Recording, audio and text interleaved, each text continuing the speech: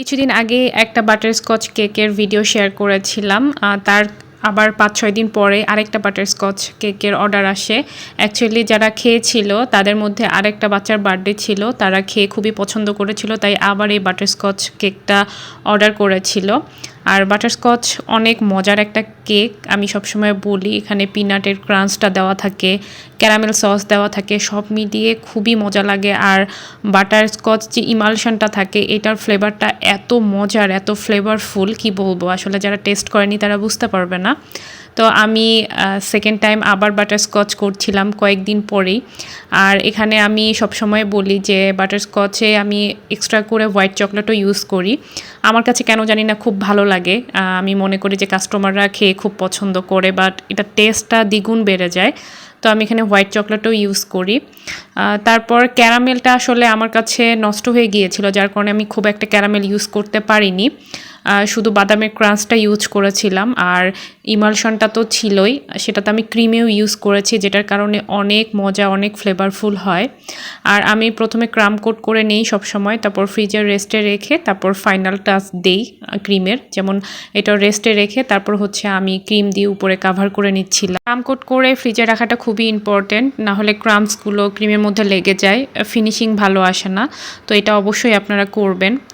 প্রথম তো আমি আমার অনেক ক্রাম্পস চলে আসতো, অনেক কিছু বুঝতাম না, আসলে প্র্যাকটিস করতে করতে হাত চলে আসছে। আমি উপরে ডেকোরেশন করব, তাই যদি 100% ফিনিশিং নাও হয় ডেকোরেশন থাকলে তো কোনো সমস্যা নেই। আর আমি সবসময় ক্লায়েন্টদেরকে বলি খুব সিম্পল ডেকোরেশন রাখতে, কারণ সিম্পল কেকগুলো দেখতে খুবই সুন্দর লাগে।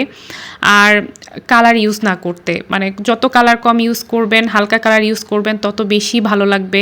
কেকটাও খেতে ভালো লাগবে, টেস্টলেস লাগবে না।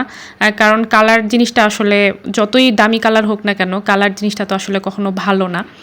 যাই হোক, আমি হচ্ছে টপারগুলো বসিয়ে দিলাম, বার্থডে টপারগুলো। আর 2টা টপার মিসিং ছিল, পরে আমি আবার সেট করতে দিয়েছিলাম। আর আমি হচ্ছে পিনাটের ক্রাঞ্চগুলো দিয়ে নিচ্ছিলাম, দেখতে খুব সুন্দর লাগে। আমার ডোনাটের বা কেকের পেজ যেটা, সেটা আমি রিসেন্ট নাম চেঞ্জ করেছি। আগে ছিল সুইট ক্রাশ বাই ফেরদৌস, এখন হচ্ছে ডো এক্সপ্রেস। আপনারা বিভ্রান্তিতে পড়বেন না, এই জন্য আমি বলে দিচ্ছি বারবার। তো আপনারা সেখানে, আমার ভিডিও তো সবসময় ক্যাপশনে মেনশন দেওয়া থাকে আমার ওই কেকের বা ডোনাটের পেজ। আপনারা ডোনাট বা কেক যে কোনো কিছু সেখানে গিয়ে অর্ডার করতে পারেন। আর এই যে এখানে আমি টপারগুলো বসিয়ে দিলাম। আমার সবচেয়ে ফেভারিট কিন্তু ইয়েলো কালার, ইয়েলোর প্রতি আমার খুবই দুর্বলতা কাজ করে। আর ইয়েলো টপারটা দেখতে খুব দারুণ লাগছে, তাই না? আর আমি এই যে ছাদে নিয়ে গিয়েছিলাম একটু ফটোশ্যুট করার জন্য, ছাদে রোদ থাকে, ফটোশ্যুট ভালো হয়। আর কেকটা দেখতেও সুন্দর লাগছে ভিডিওতে।